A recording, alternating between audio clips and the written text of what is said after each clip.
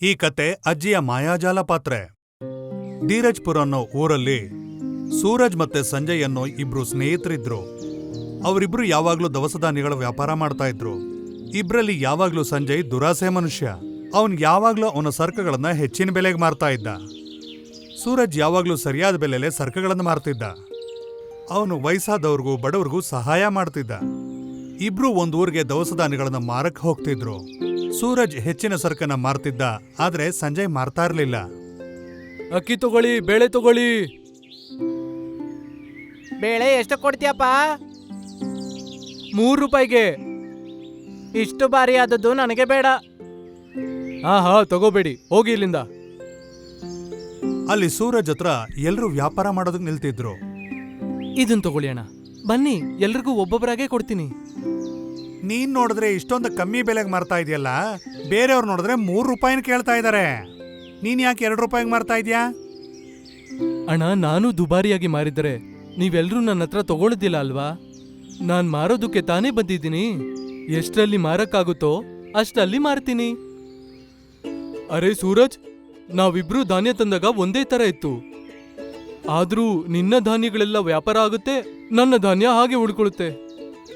ಸಂಜಯಣ್ಣ, ನೀನು ನಿನ್ನ ಧಾನ್ಯಗಳನ್ನು ಯಾವಾಗ್ಲೂ ದುಬಾರಿಯಾಗಿ ಮಾರ್ತೀಯ. ನೀನು ಎಲ್ಲಾ ಧಾನ್ಯಗಳು ದುಬಾರಿಯಾಗೆ ಮಾರಿದ್ರೆ ಮಾರಾಟ ಹೇಗಾಗುತ್ತೆ? ಅಯ್ಯೋ ಸೂರಜ್, ನಾವು ವ್ಯಾಪಾರ ಮಾಡೋದಕ್ಕೆ ಒಂದು ಊರಿಂದ ಇನ್ನೊಂದು ಊರಿಗೆ ಹೋಗ್ತೀವಿ. ಇಷ್ಟು ಕಷ್ಟನ ಪಡ್ಬೇಕಾದ್ರೆ ಒಳ್ಳೆಯ ಲಾಭನೇ ಸಿಗ್ಬೇಕಲ್ವಾ? ಆದ್ರೆ ದುಬಾರಿಯಾಗಿದ್ರೆ ಯಾರು ತಗೊಳ್ತಾರೆ? ಸಂಜಯಣ್ಣ, ಬಡವರು ಇಷ್ಟು ಹಣನ ಎಲ್ಲಿಂದ ತರ್ತಾರೆ ಹೇಳಿ? ಸರಿ ಸೂರಜ್, ಇರ್ಲಿ ಬಿಡು, ನನಗ್ ಕಲ್ಸ್ಬೇಡ, ನಿನ್ ಕೆಲ್ಸ ನೋಡ್ಕೊ ಹೋಗು. ಅದಾದ್ಮೇಲೆ ಅವರಿಬ್ರು ಒಂದು ಊರಿಗೆ ಹೋದ್ರು. ಅಲ್ಲಿ ಹೋದ ಮೇಲೆ ಅವರಿಬ್ರು ಬೇರೆ ಬೇರೆ ದಿಕ್ಕಿಗೆ ಹೋಗಿ ಅವ್ರ ವ್ಯಾಪಾರಗಳನ್ನ ಶುರು ಮಾಡ್ಕೊಂಡ್ರು. ಅಕ್ಕಿ ತಗೊಳ್ಳಿ, ಬೇಳೆ ತಗೊಳ್ಳಿ, ಗೋಧಿ ತಗೊಳ್ಳಿ. ಬನ್ನಿ ಬನ್ನಿ ಊರಿನ ಜನರೇ, ನಿಮ್ಗೋಸ್ಕರ ಒಳ್ಳೆ ಒಳ್ಳೆ ಧಾನ್ಯಗಳು. ಹೀಗೆ ಜೋರಾಗಿ ಕೂಗ್ತಾ ಸಂಜಯ್ ಎಲ್ರನ್ನೂ ಅವನ ಕಡೆಗೆ ಕರೀತಾ ಇದ್ದ. ಅವನ ಜೋರಾದ ಧ್ವನಿಯನ್ನ ಕೇಳಿದ ಅಜ್ಜಿ ಮನೆ ಒಳಗೆ ಹೋಗಿ ತನ್ನ ಗಂಡನಿಗೆ ಹೇಳಿದ್ಲು. ಏನ್ರಿ ಕೇಳ್ತೀರಾ? ಆಚೆ ಧಾನ್ಯ ಮಾರಲು ಬಂದಿದ್ದಾರೆ. ನಮ್ಮ ಮನೆಯಲ್ಲಿ ಅಕ್ಕಿ ಬೇಳೆ ಖಾಲಿ ಆಗೋಗಿದ್ದೆ. ಸ್ವಲ್ಪಾದ್ರೂ ಧಾನ್ಯಗಳನ್ನು ಕೊಂಡ್ಕೊಳ್ಳೋಣ, ಇಲ್ಲಾದ್ರೆ ನಾಳೆ ಊಟಕ್ಕೆ ಏನಿರಲ್ಲ. ಹೌದು, ಸತ್ಯನೇ. ನೀನು ಸರಿಯಾದ ಸಮಯಕ್ಕೆ ನೆನಪು ಮಾಡ್ದೆ. ಆದ್ರೆ ನಮ್ಮ ಹತ್ರ ಇರೋ ದುಡ್ಡೆಲ್ಲ ಖಾಲಿ ಆಗೋಗಿದೆ ಅಲ್ವಾ? ನಾವು ಹಣನ್ ಕೊಡ್ಲಿಲ್ಲ ಅಂದ್ರೆ ಅವ್ರು ಹೇಗ್ ದವಸಾನ್ ಕೊಡ್ತಾರೆ? ನನಗೀಗ ಏನ್ ಮಾಡ್ಬೇಕು ಅಂತಾನೆ ತೋಚ್ತಾ ಇಲ್ಲ. ನಾಳೆಯಿಂದ ನಾವ್ ಏನು ಊಟ ಮಾಡೋದು? ಏನ್ರಿ ಕೇಳ್ರಿ ಸ್ವಲ್ಪ. ನಿಮ್ ತಂದೆಯ ತುಂಬಾ ಹಳೇದು ಪರಂಪರೆ ಪಾತ್ರೆ ಇದ್ದೆ, ಅದನ್ ಕೊಟ್ಟು ಸ್ವಲ್ಪ ಧಾನ್ಯಗಳು ತಗೋಬೋದಲ್ವಾ? ಆ ಹಳೆ ಪಾತ್ರನ ಕೊಟ್ರೆ ನಮ್ಗೇನ್ ಸಿಗತ್ತೆ? ನೋಡೋಣ, ಸ್ವಲ್ಪ ಧಾನ್ಯಗಳು ಸಿಗ್ಬೋದು. ಅಷ್ಟ್ರಲ್ಲಿ ನಮ್ಮ ಮಗ ನಗರದಿಂದ ವಾಪಸ್ ಬರ್ಬೋದು. ಅವನು ಬರೋವರೆಗೂ ಹೇಗಾದ್ರೂ ಮಾಡಿ ಧಾನ್ಯಗಳನ್ನು ಉಳಿಸ್ಕೊಂಡು ತಿಂದ್ರೆ ಸಾಕು. ಸರಿ ಸರಿ, ನಾವ್ ಹೋಗಿ ಅವನತ್ರ ಮಾತಾಡೋಣ ನಡಿ. ತಾತ ಅವ್ರ ಮನೆ ಮುಂದೆ ಹೋಗ್ತಿದ್ದ ಸಂಜಯ್ನ ಕರೆದ್ರು. ಅವನ್ಗೆ ಏನು ಹೇಳಿದ್ರು ಅಂದ್ರೆ, ಇಲ್ಲಿ ಕೇಳಪ್ಪ, ನೀನ್ ದವಸಾನ ಎಷ್ಟಕ್ ಮಾರ್ತೀಯ ಅಂತ ಹೇಳು. 5 ರೂಪಾಯಿಗೆ 1 ಸೇರು ಅಜ್ಜ. ಅಲ್ಲಪ್ಪ, ಅದನ್ನೆಲ್ಲ ತಗೊಳೋದಕ್ಕೆ ಈಗ ನನ್ನ ಹತ್ರ ಹಣ ಇಲ್ಲಪ್ಪ. ಆದ್ರೆ ಈಗ ನನ್ನ ಹತ್ರ ಒಂದು ಹಳೆ ಪಾತ್ರೆ ಇದೆ. ಅದನ್ನಿಟ್ಕೊಂಡು ನಮಗ್ ಸ್ವಲ್ಪ ದವಸ ಧಾನ್ಯಗಳನ್ನ ಕೊಡ್ತೀಯಾ? ನಾನ್ ನಿನಗೆ ಋಣಿಯಾಗಿರ್ತೀನಿ. ಸಂಜಯ್ ಆ ಹಳೆ ಪಾತ್ರನ ನೋಡಿ ಏನು ಹೇಳ್ದ ಅಂದ್ರೆ, ಅಯ್ಯೋ ಅಜ್ಜ, ಈ ಪಾತ್ರೆಯ ಬದಲಿಗೆ ಒಂದು ಹಿಡಿ ಅಕ್ಕಿ ಕೂಡ ಬರಲ್ಲ. ಎಷ್ಟು ಹಳೆ ಮತ್ತೆ ಗಲೀಜ್ ಪಾತ್ರೆ ಇದೆ ಇದು. ಇದು ನನಗೆ ಯಾವುದೇ ರೀತಿ ಕೆಲ್ಸಕ್ಕೆ ಬರಲ್ಲ. ಆದ್ರೂ ಇದನ್ನ ಒಂದ್ಸಲ ನೋಡ್ತೀನಿ. ಸಂಜಯ್ ಆ ಪಾತ್ರೆನ ತಗೊಂಡು ನೋಡ್ತಿದ್ದ ಹಾಗೆ ಆ ಪಾತ್ರೆ ಬಂಗಾರದ ಪಾತ್ರೆ ಅಂತ ಸಂಜಯ್ ಗೊತ್ತಾಯ್ತು. ಮನಸ್ಸಿನಲ್ಲಿ ತುಂಬಾ ದುರಾಸೆ ಬಂದ್ಬಿಡ್ತು. ಇದರಿಂದ ನಾನು ತುಂಬಾ ಶ್ರೀಮಂತ ಆಗ್ತೀನಿ ಅಂತ ಅಂದ್ಕೊಂಡ. ಅವನ್ ಅನ್ಕೊಂಡ ಈ ಪಾತ್ರೆ ಅವನಿಗೆ ಬಿಟ್ಟಿಯಾಗಿ ಸಿಕ್ಬಿಟ್ರೆ ಕಷ್ಟಪಟ್ಟು ಯಾಕೆ ದುಡಿಬೇಕು ಅಂತ. ಅಯ್ಯೋ ಇಲ್ಲ, ಈ ಪಾತ್ರೆಗೆ ತುಕ್ ಹಿಡಿದು ಹಾಳಾಗಿದೆ. ಇದ್ರ ಬದಲಿಗೆ ನಾನ್ ನಿಮ್ಗೇನು ಕೊಡಕ್ಕಾಗಲ್ಲ. ಇದು ಯಾವ್ದಕ್ಕೂ ಕೆಲ್ಸಕ್ಕೆ ಬರಲ್ಲ. ಹಾಗ ಹೇಳಿ ಅದನ್ನ ಅಜ್ಜಿ ಕಾಲತ್ರ ಬಿಸಾಕದ. ಆಮೇಲೆ ಅಲ್ಲಿಂದ ಹೊರಟು ಹೋದ. ಪಾಪ ಅಜ್ಜಿ ಮತ್ತೆ ತಾತ ದುಃಖದಿಂದ ಏನ್ ಮಾಡ್ಬೇಕು ಅಂತ ಗೊತ್ತಾಗದೆ ಅದೇ ಜಗಲಿ ಮೇಲೆ ಕೂತ್ಕೊಂಡಿದ್ರು. ಇದಾದ ಸ್ವಲ್ಪ ಹೊತ್ತಿಗೆ ವ್ಯಾಪಾರ ಮಾಡ್ತಾ ಸೂರಜ್ಜು ಅಲ್ಲಿಗೆ ಬಂದ. ಅಲ್ಲಿ ವಯಸ್ಸಾದವ್ರನ್ನ ಸೂರಜ್ಜು ನೋಡ್ದ. ಅವ್ರ ಹತ್ರ ಹೋಗಿ ಸೂರಜ್ ಏನು ಹೇಳ್ದ ಅಂದ್ರೆ, ಏನಾಯ್ತು ಅಜ್ಜಿ, ನೀವಿಬ್ರು ಹೀಗ್ಯಾಕೆ ಕೂತಿದ್ದೀರಾ?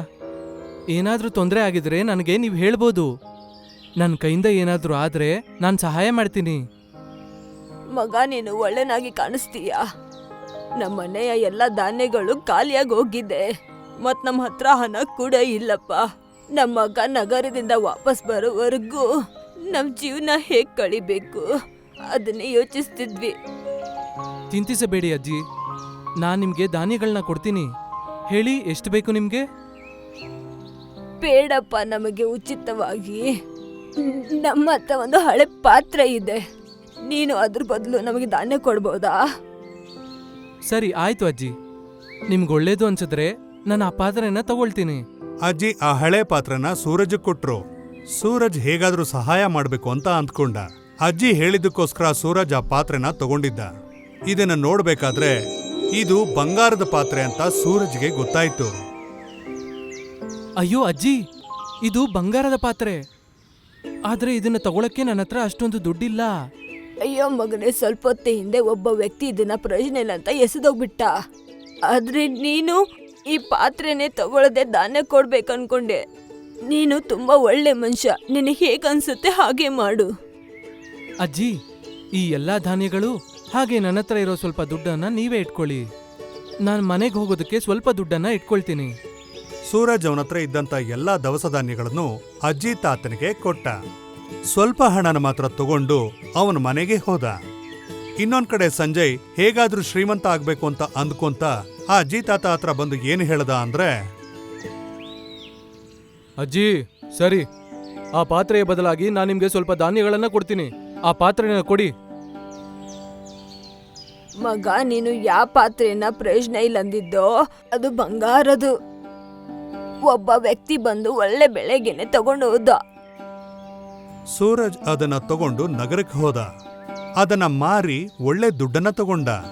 ಆ ದುಡ್ಡಲ್ಲಿ ಒಂದು ಒಳ್ಳೆ ಅಂಗಡಿನ ತಗೊಂಡ. ಹೋಲ್ಸೇಲ್ ಆಗಿ ಎಲ್ಲಾ ದವಸ ಧಾನ್ಯಗಳನ್ನ ಮಾರಕ್ ಶುರು ಮಾಡ್ದ. ಸೂರಜ್ ಅಜ್ಜಿ ತಾತ ಹತ್ರ ನಡೆದ ವಿಷಯನ ಸಂಜಯ್ಗೆ ಹೇಳ್ದ. ಸಂಜಯ್ಗೆ ಸೂರಜ್ ಮೇಲೆ ತುಂಬಾನೇ ಕೋಪ ಬಂತು. ತನ್ನ ಜೀವನದಲ್ಲಿ ಬರಬೇಕಾಗಿರೋ ಅದೃಷ್ಟನ ಅವನು ಕಿತ್ಕೊಂಡ್ಬಿಟ್ಟ ಅಂತ. ಸಂಜಯ್ ಅಲ್ಲಿಂದ ಹೊರಟು ಹೋದ. ಸೂರಜ್ ಅವನ ಕಡೆನೆ ನೋಡ್ತಾ ನಿಂತಿದ್ದ. ಸ್ವಲ್ಪ ದಿನ ಆದ್ಮೇಲೆ ಅಜ್ಜಿ ತಾತನ್ ನೋಡಕ್ ಹೋದ. ಅಜ್ಜಿ, ಓ ಅಜ್ಜಿ. ಯಾರದು ಆಚೆ?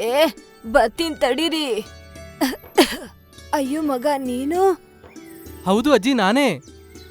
ನಿಮ್ಮಿಬ್ಬರನ್ನ ನೋಡಿ ಈ ಧಾನ್ಯಗಳನ್ನ ಕೊಡೋಕೆ ಬಂದಿದ್ದೀನಿ. ಆದ್ರೆ ಮಗ, ಇಲ್ಲ ಅಜ್ಜಿ, ಈ ಧಾನ್ಯಗಳ ಬದಲಾಗಿ ನನಗೆ ದುಡ್ಡು ಬೇಡ. ನಿಮ್ಗಿದನ್ನ ಹಾಗೆ ಕೊಡಲು ಬಂದಿದ್ದೀನಿ. ಮಗ, ನೀನು ನಮಗೆ ದುಡ್ಡು ಕೊಟ್ಟಿದ್ದೆಲ್ಲ ಅದರಿಂದ ನಮ್ ಕೆಲ್ಸ ನಡೀತಾ ಇದೆ. ಈಗ ಮತ್ತೆ ಧಾನ್ಯಗಳು ಬೇಡಪ್ಪ. ಅಜ್ಜಿ, ನೀವು ಕೊಟ್ಟಿರೋ ಬಂಗಾರದ ಪಾತ್ರೆಯ ಮುಂದೆ ಈ ಧಾನ್ಯಗಳು ಏನೂ ಲೆಕ್ಕಕ್ಕಿಲ್ಲ. ನಾನೊಂದು ಅಂಗಡಿಯನ್ನ ಇಟ್ಕೊಂಡಿದ್ದೀನಿ, ಹಾಗೆ ಮನೇನ ತಗೊಂಡೆ, ಗಾಡಿನೂ ತಗೊಂಡೆ. ಇದೆಲ್ಲ ನಿಮ್ಮಿಬ್ಬರಿಂದನೇ ಆಗಿರೋದು. ಇನ್ ಮುಂದೆ ನಾನು ಜೀವಂತವಾಗಿರೋವರೆಗೂ ಅಲ್ಲಿವರೆಗೂ ನಾನು ಪ್ರತಿ ತಿಂಗಳು ನಿಮ್ಗೆ ಧಾನ್ಯ ಕಳಿಸ್ತಾನೆ ಇರ್ತೀನಿ. ಇದನ್ನ ಬಿಟ್ಟು ಇನ್ನೂ ಬೇರೆ ಏನಾದ್ರೂ ಬೇಕು ಅಂದ್ರೆ ನಾನು ಅದನ್ನೂ ಕೂಡ ತಂದ್ಕೊಡ್ತೀನಿ. ಸದಾ ಸಂತೋಷವಾಗಿರಪ್ಪ. ನೀನು ನಮಗೆ ಸಹಾಯ ಮಾಡಿದೀಯಾ. ಆ ದೇವ್ರು ನಿಮ್ಗೆ ಒಳ್ಳೇದ್ ಮಾಡ್ಲಿ. ಸೂರಜ್ಗೆ ವ್ಯಾಪಾರದಿಂದ ಊರ್ನಲ್ಲೇ ಒಳ್ಳೆ ಹೆಸರು ಬಂತು. ಒಳ್ಳೆ ಮನ್ಸಿರುವಂತ ವ್ಯಾಪಾರಿ ಬಂದಿದ್ರಿಂದ ಊರಿನ ಜನ ಎಲ್ಲ ಸಂತೋಷ ಪಟ್ರು. ಬಹಳ ಜನ ಅವನತ್ರ ಭೇಟಿಯಾಗಿ ತಗೊಂಡು ಹೋಗ್ತಾ ಇದ್ರು. ಅವನು ಅದ್ರ ಬಗ್ಗೆ ಯಾವತ್ತೂ ಮಾತಾಡ್ತಾ ಇರ್ಲಿಲ್ಲ. ಕಾಸು ಕಮ್ಮಿ ಇರ್ಲಿ ಜಾಸ್ತಿ ಇರ್ಲಿ ಎಲ್ರಿಗೂ ನಗ್ನಗ್ತಾ ಕೊಡ್ತಾ ಇದ್ದ. ಊರ್ನಲ್ಲಿರೋ ಜನ ಎಲ್ಲ ಸೂರಜ್ನ ಭೇಟಿಯಾಗಕ್ಕೆ ಬಂದಿದ್ರು. ಏನ್ ವಿಷಯ, ನೀವೆಲ್ರೂ ಒಂದೇ ಸಲ ಇಲ್ಲಿ? ಸೂರಜಪ್ಪ, ಊರ್ ಜನ ಎಲ್ಲ ಸೇರಿ ಏನ್ ತೀರ್ಮಾನ ಮಾಡಿದೀವಿ ಅಂದ್ರೆ ನಿನ್ನ ಈ ಸಲ ಊರಿನ ಅಧ್ಯಕ್ಷ ಮಾಡ್ಬೇಕು ಅಂತ. ಅರೆ ಬೇಡ ಕಾಕ, ನಾನ್ ಎಲ್ಲಿ ಅಧ್ಯಕ್ಷರಲ್ಲಿ? ನನ್ನ ಅಂಗಡಿನ ನಾನು ನಡೆಸ್ತಾ ಇದ್ದೀನಿ, ಅಷ್ಟೇ ಸಾಕು. ಅಪ್ಪ ಸೂರಜ್, ಊರ್ನಲ್ಲಿರೋ ಎಲ್ರೂ ಇದನ್ನೇ ಬಯಸ್ತಾ ಇದ್ದಾರೆ. ನೀನ್ ಅಧ್ಯಕ್ಷ ಅಂತ ಆದ್ರೆ ನಮ್ಮೆಲ್ರಿಗೂ ಸಂತೋಷ ಆಗತ್ತೆ. ಸರಿ ಕಾಕ, ನಿಮ್ಮ ಇಷ್ಟದಂತೆ ಆಗ್ಲಿ. ನಾನು ಎಲ್ಲರ ಒಳ್ಳೆಯದನ್ನೇ ಬಯಸ್ತೀನಿ. ನಾನು ಅಧ್ಯಕ್ಷ ಆಗೋದ್ರಿಂದ ಊರಿನ ಜನಗಳಿಗೆ ಒಳ್ಳೇದಾಗುತ್ತೆ ಅಂದ್ರೆ ನಾನು ತಯಾರಾಗಿದ್ದೀನಿ. ಆಮೇಲೆ ಸೂರಜು ಆ ಊರಿನ ಅಧ್ಯಕ್ಷ ಆದ. ಸೂರಜ್ ಊರಿನ ಎಲ್ಲಾ ಸಮಸ್ಯೆಗಳನ್ನು ಬಗೆಹರಿಸ್ತಾ ಇದ್ದ. ಊರಿನ ಜನ ಎಲ್ಲ ಅವನ ಮಾತನ್ನು ಕೇಳ್ತಾ ಇದ್ರು. ಅದೇ ರೀತಿ ಪ್ರತಿ ತಿಂಗಳು ದವಸ ಧಾನ್ಯನ ಅಜ್ಜಿ ತಾತನಿಗೆ ಉಚಿತವಾಗಿ ಕೊಡ್ತಾ ಇದ್ದ. ಇದೇ ರೀತಿಯಾಗಿ ಬಂಗಾರದ ಪಾತ್ರೆ ಸೂರಜ್ನ ಶ್ರೀಮಂತನಾಗಿ ಮಾಡಿದ್ದಷ್ಟೇ ಅಲ್ದೇನೆ ಅಜ್ಜಿ ತಾತನಿಗಿದ್ದಂತ ಎಲ್ಲಾ ಸಮಸ್ಯೆಗಳನ್ನು ಬಗೆಹರಿಸ್ತು.